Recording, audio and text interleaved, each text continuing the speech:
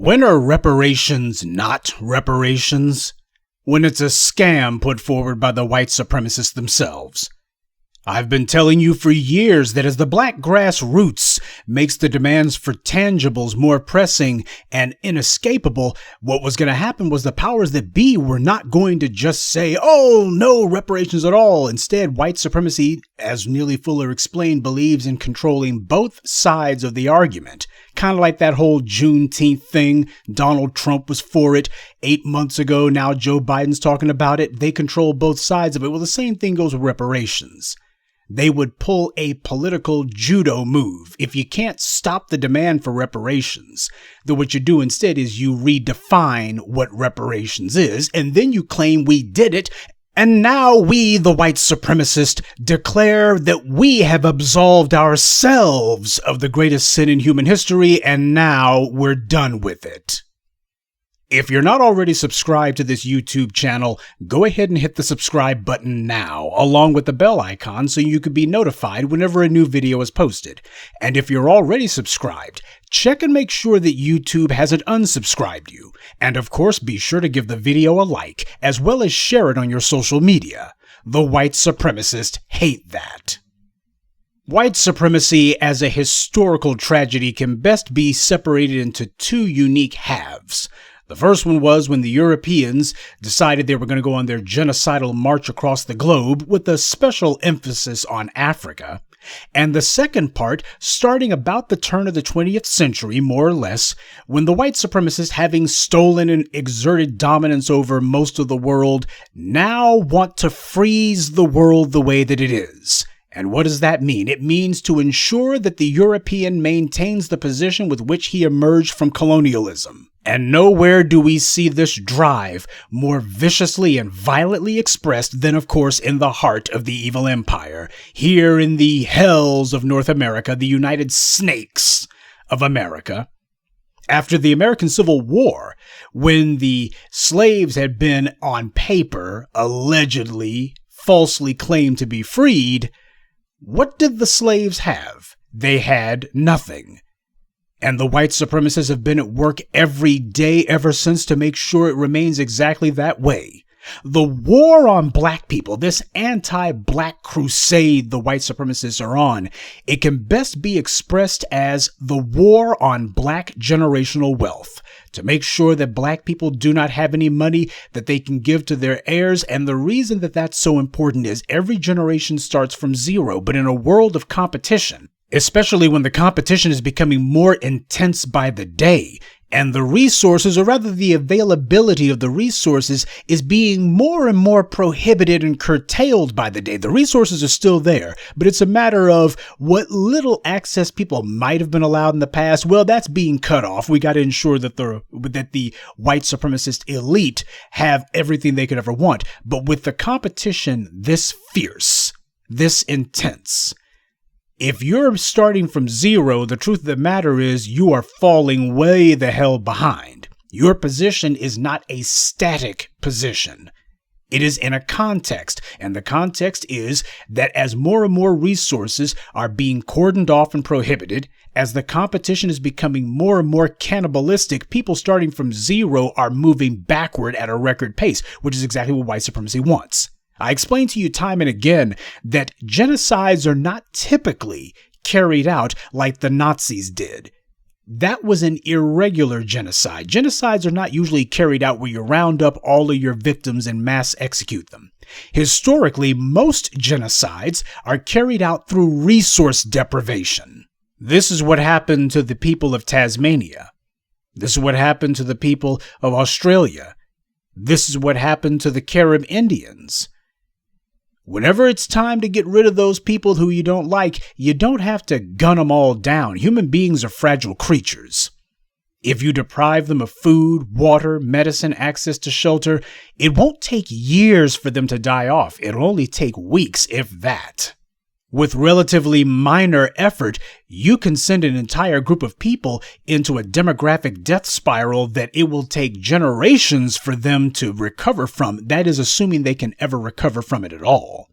And this is what the war on black generational wealth is about. because generational wealth makes it where the next generation doesn't have to start from zero. They have a cushion underneath them, a safety net. The significance of that is those people will have the means to ensure that every day they're not always right on the very edge of falling off the face of the earth.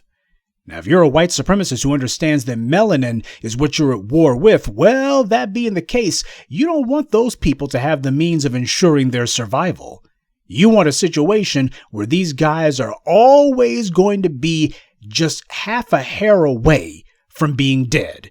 And that way, as you slowly strangle them for resources, oh sure, you'll have a few who might get a couple of nickels to rub together, but you always have the power of the state to take it from them, and then you have the white media put out some BS cover story to justify it. But black folks gotta understand, white supremacy gets its kicks from seeing black people, as Dr. John Henrik Clarke put it, in a protracted state of begging. White supremacy likes seeing black folks begging for their daily crumbs.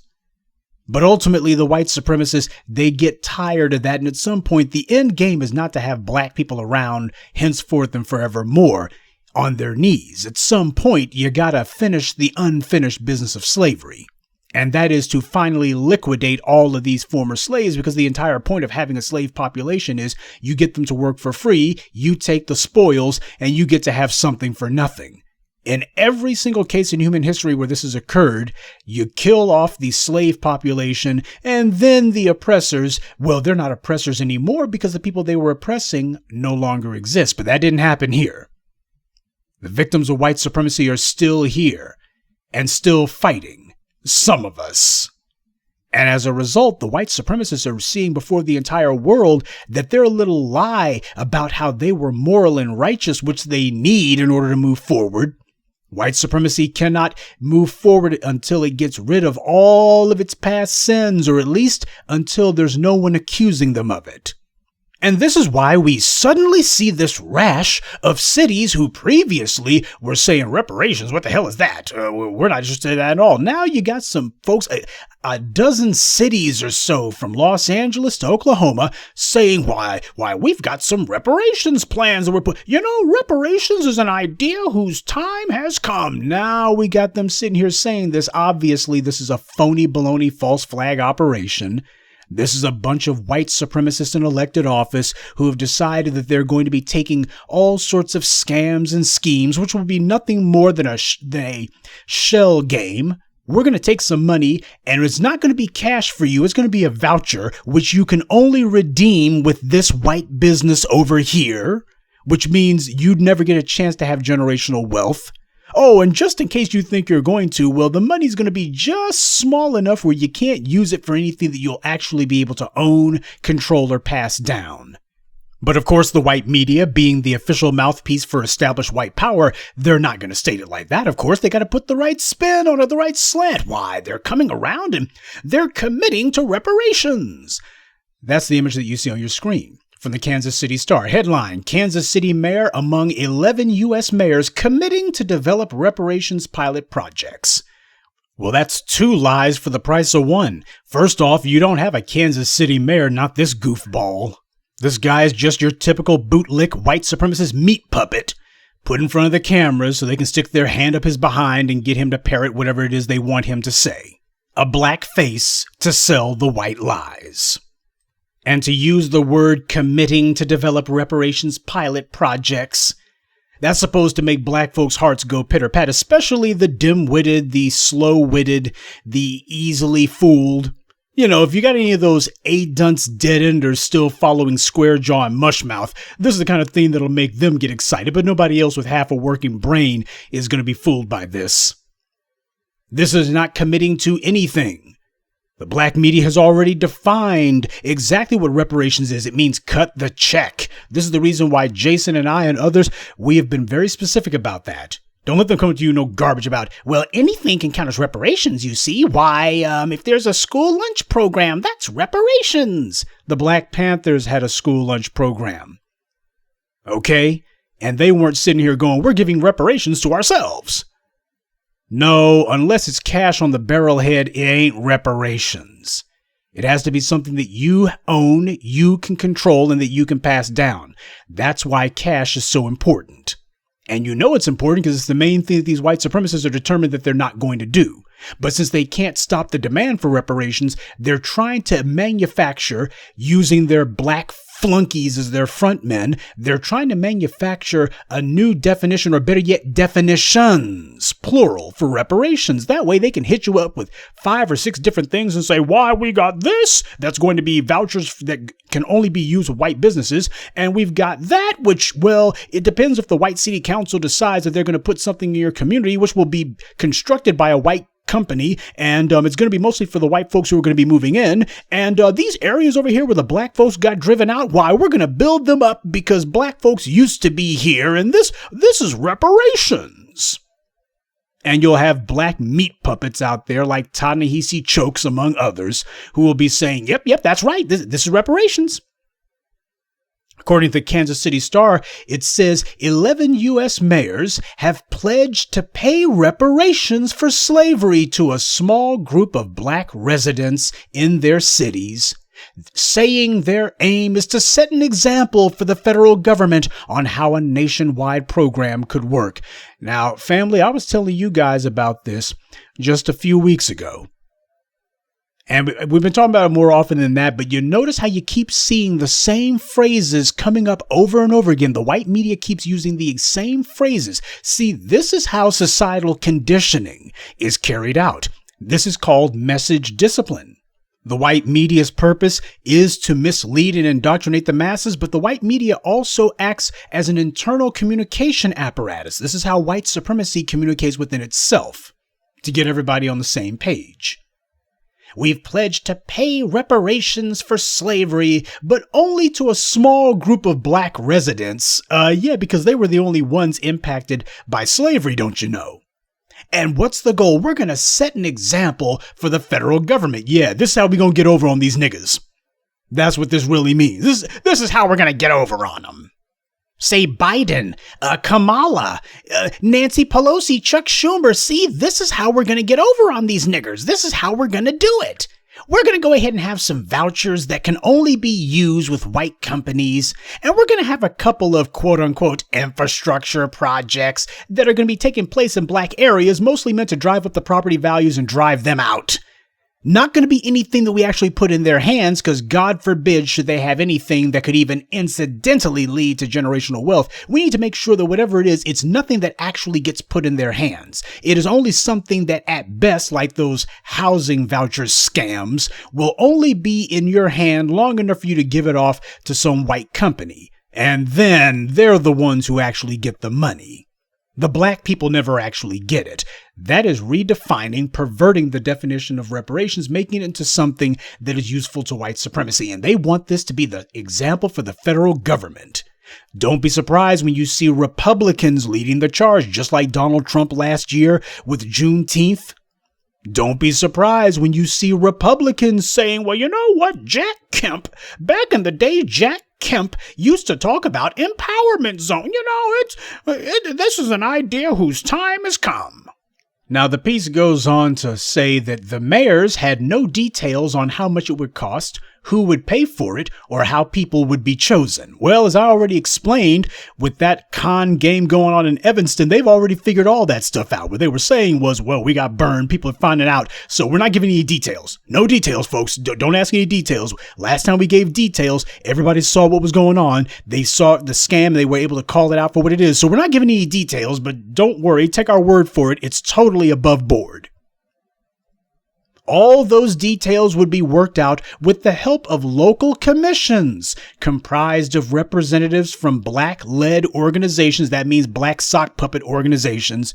Get some front Negro out there like Square Jaw Mushmouth, or some career political prostitute like a Maya Wiley or an Amy Ashley, one of these black front groups that are being paid for with white shadow money. I already explained to you about groups like She the People and Black Pack and others. It don't take even 5 minutes of Googling to figure out all this money comes from the same handful of rich white donors. And that's going to be your black-led organizations, white organizations with black sock puppets out front, black front men or front women claiming we're a black-led organization. You know who leads an organization by whose money is behind it. So that's what this is. It's going to be political theater. We already called it out, been calling it out for years now, but this is what they're reporting as if, oh, finally some movement on that reparations thing. And by the way, notice how the white media is not attacking it. You don't see the white media deciding we're going to put into the story people who are saying that reparations aren't necessary. We're going to put into the story people who are going to say reparations is divisive. No, this is a story aimed at black folks. And the entire idea is we're going to do a story that seems to be even-handed about reparations, that seems to be reasonable on the issue. But what it really is meant to do is to sell you on what is going to be nothing more than an economic racial shell game. The idea is the money is never supposed to land in your hands, but hopefully if they use enough buzzwords and if they have enough phony enthusiasm behind it and enough Negroes saying, oh, this is the reparations we've been waiting for, then hopefully you'll be conned by it. And there's always a few weak Negroes who will be, well, this is the best we can do. No, this is the best you can do. But of course, they understand that the rubber ain't going to meet the road. They're not going to really be able to try to con black folks with any real success until they start talking like the new voices of black media.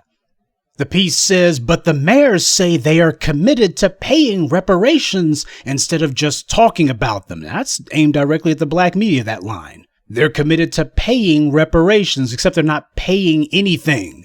We've already looked at, you know exactly what these scams are. This ain't about paying anything, at least not paying black folks.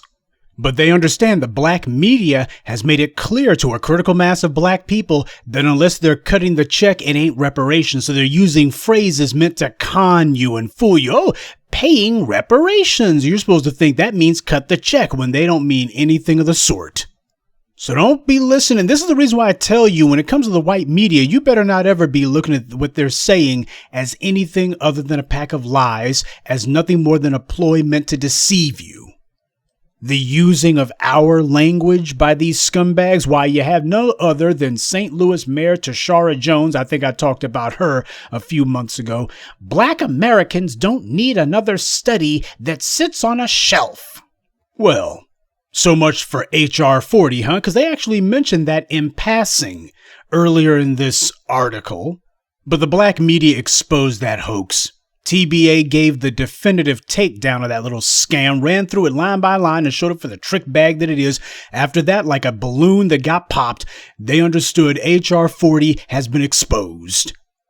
So now you got some politician who none of us have ever seen on the front lines of black empowerment, some Johnny or rather Jenny come lately, saying black Americans don't need another study that sits on a shelf. Again, this is supposed to be dancing right up to the line of saying cut the check so that you think, it's time to cut that check. And what does she say? We need to cut the check, right? We need money in black folks' hands that we control, that doesn't go to white folks, that goes to us, right? We need decisive action to address the racial wealth gap holding communities back across our We need decisive action? What the hell does that mean? That is one of those appropriately ambiguous and vague phrases meant to be that deliberately. She's not going to say cut the check. Instead, she's going to say we need decisive action. A phrase that could mean anything or absolutely nothing at all, which is what it's really meant to connote. This is a nothing burger. To address the racial wealth gap, I think you meant to say black-white wealth gap, holding communities back across our country. Now, when you talk about slavery reparations, are we talking about Latino communities? Are we talking about poor white folks in West Virginia holding communities back? Slavery reparations for everyone? Now, doesn't this sound like they're priming the pump for that crap that Alexandria Ocasio-Horseface was talking about? That's exactly what this is. It's just a trick bag. And they're trying to see if there are any slow-witted black folks who will go along with it.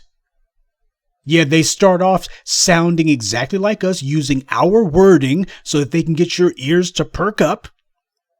And then they try to fool you into the trick bag. If they're not saying cut the check, then that means it's a trick. We don't need another study that sits on a shelf. Yeah, what we need are some housing vouchers that are going to be sitting in some white bank's account in their coffers. That's what we really need.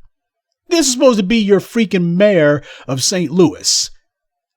But you notice how the white media does not ever criticize them or have any sort of analyses that would be critical to these proposals when it's something that the white media understands. This is the trick.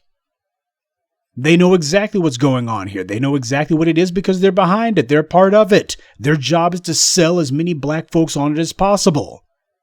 That would be the sweetest victory of all for white supremacy. Not only do they not pay reparations, but they fooled a certain number of black folks into thinking that they did. And that way, when nothing changes, then at best, you get black folks saying, you guys conned us, just like the Homestead Act, just like the GI Bill and every other instance where there's been massive amounts of money given to white folks and black folks were turned away at the door or told you're going to be killed if you show up again. This money ain't for you. That is the best case scenario that would happen if this little reparations scam they're trying to run, the way that they're trying to misdefine and redefine it, if it goes through, that's the best case scenario. The black folks look and say, you bastards, you pulled yet another con. Or worst case scenario is you get some black folks who actually blame themselves, which is what they would really love to see happen. They would love to see black folks blame themselves and say, well, we got reparations and nothing came of it. They would love that. Well, I mean, they'll have some white supremacists saying that regardless. Hell, they got them saying it now, saying you guys have already gotten reparations. What do you think food stamps were about? And that's the con game they'll be coming from the right, except it'll be coming from the left too. And not just a bunch of undercover bigots like Bill Maher. So this is what's supposed to be making your heart go pitter-pat. This is their reparations rhetoric. Yeah, they understand that so far they've been falling flat because the black media has been putting folks on alert and helping black folks to define for ourselves what reparations are. See, this con game only works if black people accept it. And we're telling you, you can't accept this. The redefining of reparations only works if black folks as a group go along with it. When the Ta-Nehisi Coates and the other scumbags come along and say that, well, reparations doesn't have to be a check, if they can get you to go for that, if they have the white media hammering you with, well, states are implementing reparations programs, and this is a reparations program, if you say, yeah, this is a reparations program, then the con has been successful. They have gotten you to sign off that their little scam, their little fraud actually is reparations. On the other hand, if you point and say, no, cut the check, that is the only thing that is reparations and only the amount that we say it is. Reparations is one thing and one thing only, cash. 21 trillion. And no, you're not going to be cutting everyone else in. This is not for all these immigrant groups who aren't owed anything because A, most of them took part in our oppression at some level or another. And B, when you're an immigrant and you go somewhere, you're responsible for the place you choose to go to. You already knew what the United States was before you showed up. What you thought was that you were going to be honorary members of the oppressor class. That's what you really showed up for. And it didn't turn out like that. Let us make it very clear. It is not reparations if you're trying to shoehorn in all of these other groups who have been in their turn collaborators and apologists, willing collaborators and eager apologists for white supremacy and anti-black racism in their turn. Now, the Kansas Star piece goes on to write, Friday's announcement marks the largest city-led effort at paying reparations to date, but it isn't the first. The San Francisco Board of Supervisors voted in March to appoint a 15-member African-American Reparations Advisory Committee. That same month, the City Council of Evanston, Illinois, voted to pay $400,000 to eligible black households, part of a pledge to spend $10 million over the next 10 years. I already broke down for you what that scam was, a housing voucher that only goes to a select number of people who are homeowners or individuals who might be in a position to actually buy a home right this very moment, but only of a certain, the house has to be worth a certain amount of money, and it's only $25,000, which isn't even enough for a down payment. Qualifying households would get $25,000 to use for things like home repair or putting a down payment on property. I exposed for you a few weeks ago that scam. Go back in the archives on this channel. You can rewatch that and see how I broke that one down. But San Francisco's so-called advisory committee, African American Reparations Advisory Committee, if that sounds familiar to you, it should.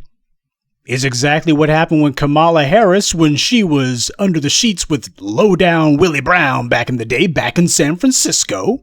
Why, Willie Brown made sure that she got some patronage jobs to some do-nothing jobs for her, as they do in California. If you're on the inside track, they'll go ahead and give you a do-nothing job that pays you for nothing. And that's what this garbage is about. You got clowns like Reverend Amos Brown. You got to make sure you have some pulpit pimp in there. And you got some Negroes who they're going to be an advisory committee. They don't have any ability to cut the check for anyone, and that's not their job. Oh, but this is an historic committee, and they're going to create a comprehensive reparations plan. The black media already told you what the plan is. $21 trillion, cut the check. It's as simple as that. According to NBCBayArea.com, the members are set to serve indefinite terms as they create a comprehensive reparations plan over the next 2 years, gathering input from the city's African American residents, there we go with that one again, on prioritizing issues such as housing, education, violence prevention, workforce development, healthcare access, and food disparity, among others, according to Walton's office. Now, by Walton, who they're talking about is the current Board of Supervisors President, Shaman Walton. But the thing is, look at that list of do-nothings that they put on, of nothing burgers. If you make sure you cut the check to black folks, you ain't going to need to be having any sort of, let's put a plan together. When people have money, they can take care of the housing, education, healthcare access, and food on their own. But that's the entire point. Oh, we're going to gather input from the city's African American residents. Yeah, the handful of them who are left that Pelosi presided over the ethnic cleansing of. The few who are left will go ahead and get their input and then promptly ignore it, because that's what it's about. You niggers will show up. We'll have some black folks here saying, we hear you, just like Barack Obama. We hear you, we hear you, we hear you. And now we're ignoring you. Now that you've come in and said, cut the check, we're going to ignore that and say that it's unfeasible and we can't do that and the money's not there. Oh, the money's not there to cut you a check, but we can cut a $25,000 check that you can hand off to a white bank or a white mortgage broker or something. We can have money that you can hand off to a white business. Now that you can cut the check for that. We can cut a check for that one, but not to you. We can't. See, that's the problem with allowing the white media and those black flunkies to redefine what reparations are. We went from cut the check to housing, education, violence prevention. Violence prevention. That's really something that you can throw money at. Workforce development, healthcare access, food disparity, among others. So in other words, everything except for what it is that black folks really need, which is to put it in my pocket, put it in my hands, something tangible. That means money.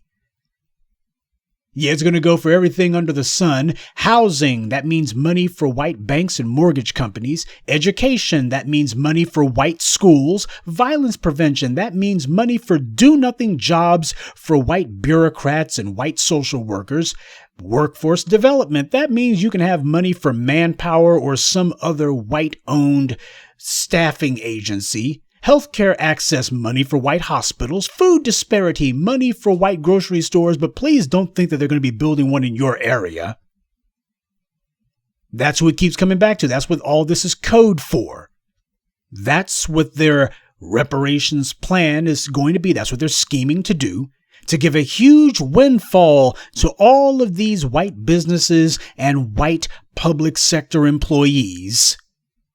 That's who it's meant to benefit. They're the ones who are going to actually receive and realize the income from it. They're the ones who are going to get tangibles from it. They're the ones who are going to get cut a check. Black folks, on the other hand, they'll be told, well, for God's sake, we did a reparations plan. Why, we even had a bunch of do-nothing Negroes, respected members of the black community, who were putting this plan together. And that is before we told all of them, God damn it, you niggers, don't talk about cutting a check. And what do you mean that there needs to be $100,000 for housing, and you need to make sure that black folks own the houses? God damn it, we're talking about renting. We're not talking about owning anything. Yeah, you're going to have some Negroes who will do exactly what their white benefactors tell them to do. For the few who decide to step out of line, they'll be told, God dang it, we ain't signing off on none of that. So your Black Advisory Committee has no powers. They don't have the ability to cut anyone a check, and they're not going to be fighting for that. Instead, it's going to be they'll sign off on what their white benefactors tell them to do, and that's going to be it. And since they're using black misleaders to push this scam, this fraud, they're going to be hiding behind them, just like with Bill Clinton and others. Well, God dang it, we had some black folks out here. They were the ones who came up with this plan. If the plan's not good enough, it's because they came up with it. Why, it surely can't be anything that the white, shadowy hand of white supremacy was doing behind the scenes. Why, these were black people who came up with the plan. That's the reason why it failed. You had these black folks who came up with it. These Negroes, you can't make them happy at all. What can you do? This is what the narrative is. They've already got this thing laid out just like a script, because that's exactly what it is. It is a plan. And the plan is white supremacy decides that there's going to be no reparations. If there is going to be something that they call reparations, it won't be reparations at all. It's going to be money that's going to be given to white interests, and get some black folks out there to endorse it and praise it. And then afterwards, when it achieves nothing of benefit for black people, you blame black folks for it and say, well, this is all your fault. By the way, it's just to give you a case study in how this garbage works, I posted for you on Twitter today how you had none other than the heirs of the legendary Nina Simone talking about how Kamala Harris, when she was Attorney General of California, she stripped them of their estate. Hey, all you Kamala bots out there, interesting how you guys are real quiet. Y'all been quiet ever since Election Day. Y'all been laying real low. Yeah, because I guess you figured that after the election, the black media was going to lose interest in Kamala Harris, or we were going to look and say, well, white supremacy just decided to pick her to be the winner of the Veep stakes. So that being the case, no. We've been out here for 15 years now. We're not going anywhere.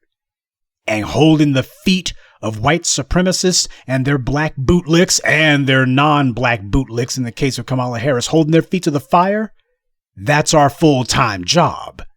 So for those of you who are hoping that we would give this up, or we would become demoralized, or we would move on to something else, we ain't moving on to a damn thing else. We ain't going nowhere.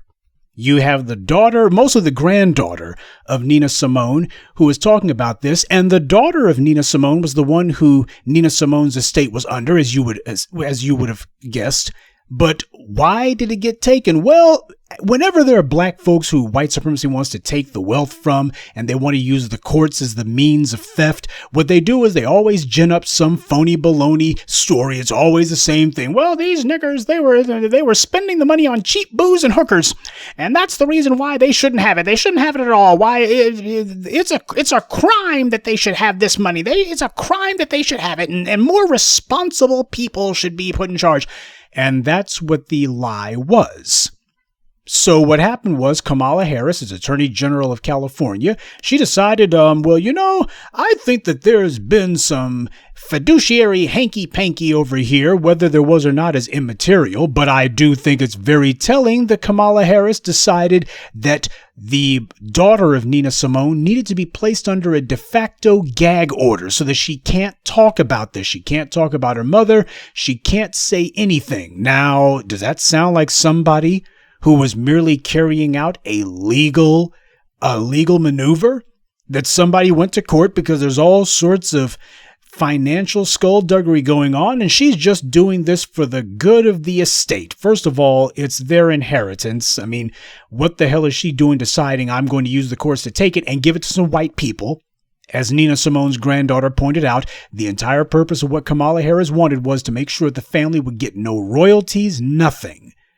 It was to make sure that the family would be demonized, and just to make sure that nobody says anything otherwise, we're going to take Nina Simone's daughter, since she was the one who was supposed to be over the trust, we're going to place her under a gag order so that she can't talk about it. You know, because nothing underhanded was going on. Kamala Harris was not doing anything underhanded. Why? She had to do this. Because you see, there were no other members of Nina Simone's family that the estate could have been placed into the control of. Why, their entire family's rotten, don't you know? I thought it was just the daughter who was over the estate. Well, the whole damn family's rotten. Yeah, see, instead of, if this really was a case of some out-of-control daughter who was spending all the money on cheap booze and hookers, doesn't it make more sense that they would say, well, you know what, maybe some other member of the family, you know, who doesn't have these preoccupations, maybe that's who the estate needs to be placed under the control of. But that's not what happened. And of course, the cover story is, and this is the white media putting this out here, so I'm sure that it's the whole story. I'm sure that there's no slant where they just cherry pick one talking point that they think is going to prop up the theft by court and leaving out everything else. I'm sure that they would never do that. But the talking point that was used is, well, Nina Simone wanted the money to be used for African music studies, music programs in Africa. Yeah, I'm sure that Nina Simone, she had her entire estate and the entire thing was supposed to go to a music program in Africa. Nina Simone didn't will it to that, but don't worry, that's totally the idea. And well, I'm sure that Kamala Harris looked and said, oh my God, who's going to be teaching the kids over in Kenya how to play the piano if Nina Simone's estate doesn't do it? Yeah, because they're so hot and bothered about the condition of people in Africa, right? Now, the thing is, Simone's daughter was the administrator of Simone's estate and a charitable trust. But when Kamala Harris came for her, she said, nah, I want both the charitable trust and the estate. I want both of them. See, it would be one thing, and we had some Kamala bots. By the way, many of them had more foreign flags than the UN on their profiles, just so you know. But you had some of the Kamala bots who are showing up, and apparently they can't be bothered. But, you know, they were just rushing to defend Saint Kamala of Harris without actually figuring out what the hell was going on. Gee, what a surprise. They're as poorly informed as their would-be heroine. But Kamala Harris didn't come for just the charitable trust. Even if I did believe the story, and with the white media, there's 2 lies for every fact that they say, at least 2 to 3 lies, then the question becomes, okay, you might, if what you're saying is accurate, and that's a huge if, okay, well, in that case, then you might have means to ask questions about the charitable trust. But what about the estate? Kamala Harris came for both of them. She wanted both. It was like the family needs to drop both of them off. We want the charitable trust and we want the estate. And as a result of the unlimited resources that Kamala Harris had, because see, she couldn't go after crooked cops. She couldn't go after cops who were killing black folks. Matrice Richardson lies dead in her grave, and well, Kamala Harris, she had more important things to do, like stealing Nina Simone's estate from her children. But just in case the family had any qualms, had any ideas that they were going to be telling the dirt that Kamala Harris pulled, well, Kamala Harris made it clear, we're going to come after you guys financially. We're going to make this financially ruinous for you.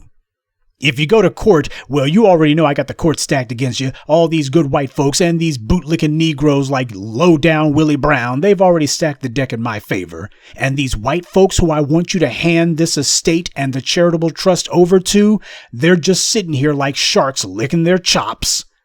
You can see exactly the scam. So Nina Simone's daughter was stripped of her role as administrator of the estate, and she agreed to relinquish her rights to her mother's work. 'Cause that's what Nina Simone would have wanted. For these foreign flag bootlicking scumbags who called themselves festering in my comments section is real simple. These are Nina Simone's children. If she decided that her children were supposed to be put over her estate and over her charitable trust, that's the end of it. Anything that happens after that, well, the most that you could say is, Nina should have chosen a little bit more judiciously. But the thing is, if she wanted her children to be over it, that was her choice and that should be respected. Do you truly believe that Kamala Harris cares more about Nina Simone's legacy than Nina Simone's children, more than Nina Simone did? Because that's what you'd have to believe some of these morons who were calling themselves whining in my Twitter feed. See, whenever it comes time for white supremacy to decide to use the courts to confiscate black people's wealth, there's always going to be a cover story. Michael Jackson. Oh, Michael Jackson, he blew all of his money. If someone should save his estate, he blew all of his money. Then after he died, it turns out, no, the dude was still loaded. And what did the white supremacists say? We got to take that estate anyway. Always the same thing. So whenever the sock puppet accounts, whenever these trolls with their little 2 and 3 accounts under the same idiot's IP pull their lies, we got the receipts, okay? We know how white supremacy operates. Whenever it comes to black people, if the black person has gotten all of their ducks in a row and they can't figure out a way to get to the black person through a shady manager or try to steal it from them by some means, then what happens is, well, just bring in the courts. Say that they ran afoul of the law. Well, what law did they break? I'm white and I say so. That's the law that you broke. But of course, that's the reason why Kamala Harris wanted for Nina Simone's daughter, who happened to have been over the estate in the charitable trust. That's why Kamala Harris wanted her silenced. Put a gag order on her, let her know you better not talk about it. Yeah, because it's all above board and it's all out in the open. It's all in the documents. That's what these white supremacists, these little sock puppets were trying to say. I mean, these guys are so predictable. They never have any new material. Why, it's all in the document. It's all in the court documents. I'd like to hear from Nina Simone's daughter. Well, we don't need to hear from her. It's all in the documents, you see, all in the documents. The documents tell the whole story. They tell more of the story than Nina Simone's own daughter? Yep, that's nothing to see here. No, we don't have to hear anything from her at all. Nope, no, she doesn't have anything to say for herself. Well, if she doesn't have anything to say, why did Kamala Harris want her silenced? Why put her under a gag order? If nothing else, she should be, every time that she speaks, we should be looking and going, man, you're burying yourself. No, this is what they always do. If they can't kill you, then they put you under a gag order and tell you better not say anything. Because typically what happens is they have you killed. When it comes time to take that black generational wealth, they have the heirs killed, imprisoned, whatever they can do. But that's what's going on here, family. White media trying to prop up phony ploys masquerading as reparations and trying to whitewash and justify the confiscation of black generational wealth. And you'll have black mouthpieces in front of the cameras, and you'll have some white supremacists with so-called black sock puppet accounts online trying to justify it. They are being put under pressure. We have to make sure that we keep the bastards under pressure. We know what the truth is. We stand on it every single day. And nobody's going to redefine what reparations is. And nobody's going to be trying to justify the taking of black generational wealth under the guise that, well, black folks just don't know what to do with it. Why, black folks are just inherently dishonest, don't you know? And the reason that I'm not going to stand for that garbage about Nina Simone's family happens to be that's the same line of crap that they use to justify why there shouldn't be reparations. You even have some black folks talking that. Well, brother, let's be honest now. If black folks got themselves a check, they just go and take it to the Nike store.